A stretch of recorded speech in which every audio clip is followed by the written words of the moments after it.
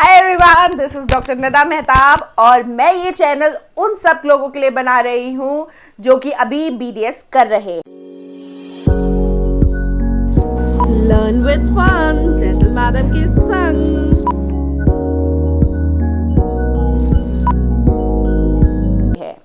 ठीक है, फ्रेशर्स भी देख सकते हैं इसको और जो जिनके करियर में गैप आ चुका है वो भी देख सकते हैं ये वीडियोस, ताकि आपको टॉपिक्स की बेटर अंडरस्टैंडिंग हो। अगर आप फेल हो रहे हैं किसी सब्जेक्ट में तो उन लोगों के लिए तो ये बेस्ट है। ठीक है, तो आज हम सबसे पहले कवर करेंगे steps of root canal treatment. ठीक है, तो देखिए, जब भी आप कोई सब्जेक्ट पढ़ रहे हैं ना, कोई टॉपिक पढ़ रहे हैं, तो आपको दिमाग में एक बात रखनी है कि आपको उसको पहले तोड़ तोड़ के समझना है, उस वर्ड का मीनिंग, और फिर उसको मिला के समझिए तो आपको बहुत अच्छे से समझ में आएगा। और सबसे अच्छा तरीका होता है कोई भी चीज़ समझने का कि आप उसको पढ़ के उसको प्रैक्टिकली अप्लाई करें। तो steps of root canal treatment, पहले आपको सबसे इंपॉर्टेंट है जानना कि रूट कैनाल ट्रीटमेंट होता क्या है। रूट मतलब जड़, कैनाल जो कि आपने देखी होंगी बाहर भी कैनाल्स, वही रूट के अंदर कैनाल। दांत है आपका, दांत के अंदर में रूट है, रूट में कैनाल है। तो उसके ट्रीटमेंट को हम कहते हैं रूट कैनाल ट्रीटमेंट। और हम उसका ट्रीटमेंट क्यों कर रहे हैं? क्योंकि उसमें कोई इन्फेक्शन है या कोई डैमेज है। वो डैमेज किसी भी वजह से हो सकता है, कोई कैविटी की वजह से, किसी भी वजह से। ठीक है, तो फर्स्ट हमारा स्टेप आता है diagnosis and examination. Diagnosis and examination में आपको पता होना चाहिए कि दांत में क्या प्रॉब्लम है जो हम ट्रीट करने जा रहे हैं। ठीक है, तो दांत में एक प्रॉब्लम किसके वजह से हो सकती है? किसी कैविटी की वजह से हो सकती है, कोई ट्रॉमा की वजह से हो सकती है, कहीं बंदा गिरा और उसके दांत टूट गया और उसका पल्प एक्सपोज हो गया, तो हमें उसमें क्या करना है? Root canal treatment. तो उसमें सबसे पहले हमें जानना बहुत ज़रूरी है कि दांत में क्या है जो हम ट्रीट करने जा रहे हैं। भाई जानोगे ना कि क्या करने जा रहे हो? यस, है ना? तो ठीक है, आपका एक स्टेप हो गया कि आपने जान लिया कि इसमें हमें रूट कैनाल ट्रीटमेंट करना है। नेक्स्ट कंफर्म करने के लिए क्या करोगे? Examination, investigation. इन्वेस्टिगेशन में आपको क्या करना है? भाई आपके पास एक्सरे रखा होगा, आपकी क्लिनिक में एक एक्सरे होगा, आपके हॉस्पिटल में एक एक्सरे होगा, आपको एक एक्सरे ले लेना है। ठीक है, एक्सरे में आपको पता चल जाएगा वो कितना डैमेज है, कितना इन्फेक्शन है। तो सेकंड स्टेप आता है कि हमने एक्सरे भी कर लिया, हमने डायग्नोसिस भी कर लिया, अब हम क्या करेंगे? हाँ, हमें इस बंदे का रूट कैनाल ट्रीटमेंट करना है। तो रूट कैनाल ट्रीटमेंट फर्स्ट आता है एनेस्थीसिया देना। अगर उसको ज़रूरत है रूट कैनाल ट्रीटमेंट में तो 80% केसेस में पेशेंट को पेन में आएगा। बहुत, भाई डॉक्टर साहब बहुत दर्द हो रहा है, बिल्कुल रात भर सोया नहीं जा रहा। बहुत आम सी कंप्लेन है पेशेंट की कि रात भर सो नहीं पाया, ये वो। ठीक है, और हो सकता है लड़कियां जो होती हैं स्पेशली वो रोते हुए भी आती हैं। व्हाट? इसका मतलब ये नहीं है कि लड़कियां कमज़ोर होती है, समझे? बस ये है कि ज़्यादा दर्द होता है, दांत का दर्द ना झेला नहीं जाता है, बिल्कुल सर पे जाएगा। कोई कहेगा जब दर्द होता है तो सर तक जाता है, गले तक जाता है, कान तक जाता है। तो उसका रूट कॉज होता है आपका दांत में इन्फेक्शन। तो अब हमें उसको सबसे पहले एनेस्थेटाइज करना है, एनेस्थीसिया देना है, लोकल एनेस्थीसिया देना है। अब वो डिफरेंट टूथ के लिए डिफरेंट एनेस्थीसिया होते हैं, वो हम आगे चल के उसके बारे में भी जानेंगे।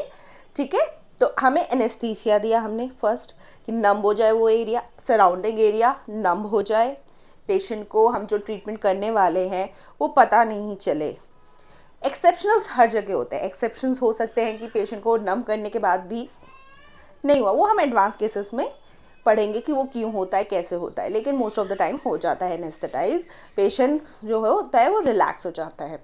हमने पेशेंट को रिलैक्स करा, एनेस्थेटाइज करा, वहीं पे पेशेंट को जैसे एनेस्थीसिया, अरे बहुत दर्द हो रहा था, अरे बहुत आराम हुआ, thank you. Then we will start with access opening. अब हमें करना है एक्सेस ओपनिंग।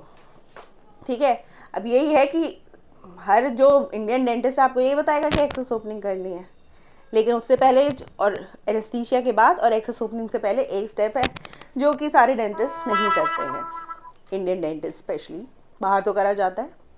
ठीक है, क्या है वो? Isolation.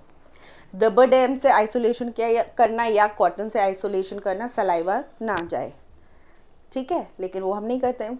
And there are many other things, isolations के रबर डैम आइसोलेट करते तो आपके बहुत फ़ायदे भी होते हैं। आप फाइल्स वगैरह यूज़ कर रहे होते हैं तो वो आपके मिसहैपनिंग्स होने से बचा लेता है कि अंदर ना चला जाए ऐसे।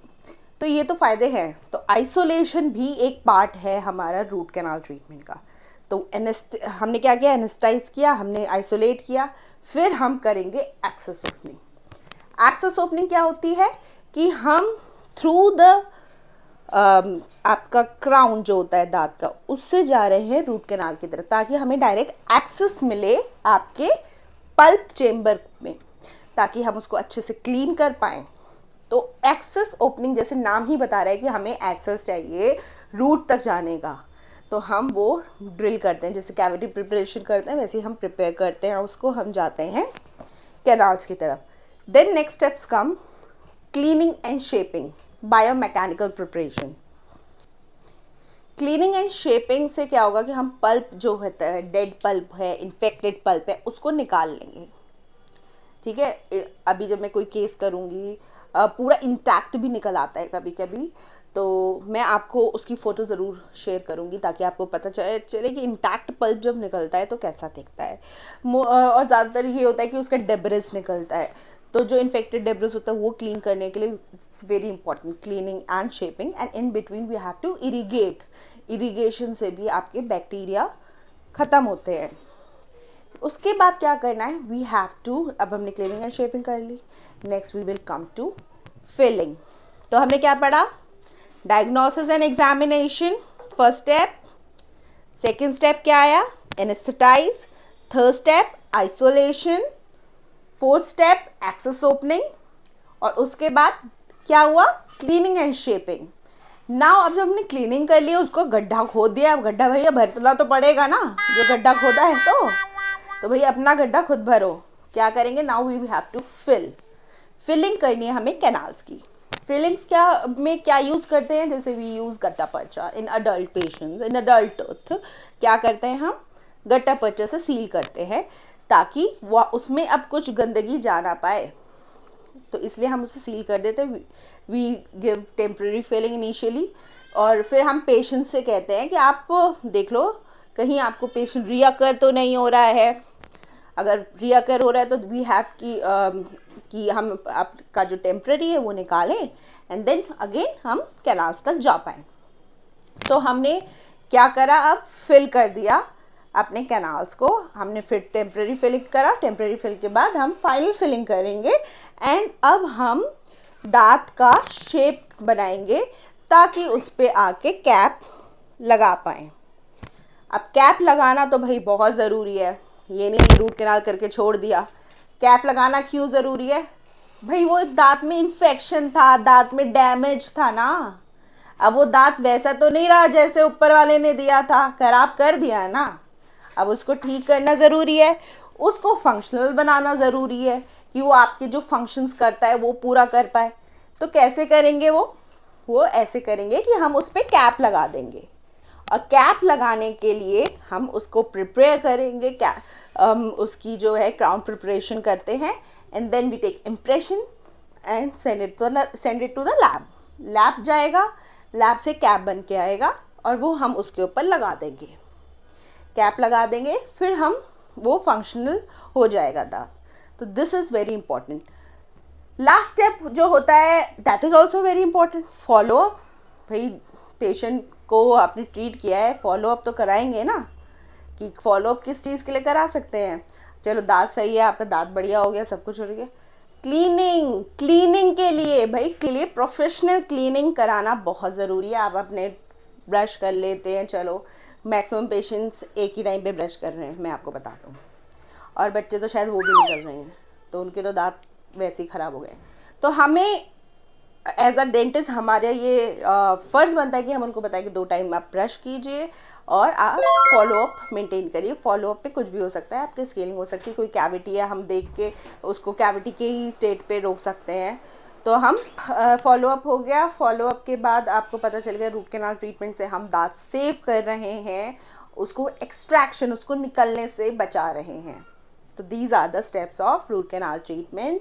और आप इसको बाय हार्ट लर्न कर सकते हैं। और आप सारे स्टेप्स मैं यहाँ पे लिख रही हूँ, जैसे this is first step diagnosis and examination, second step है एनेस्थेटाइज करना, third step isolation, fourth step आपका आता है एक्सेस ओपनिंग, देन अगेन आपका आता है cleaning and shaping, then filling of the canals, filling of the crown, and then cavity preparation, crown preparation, and then putting crown over it, cap over it.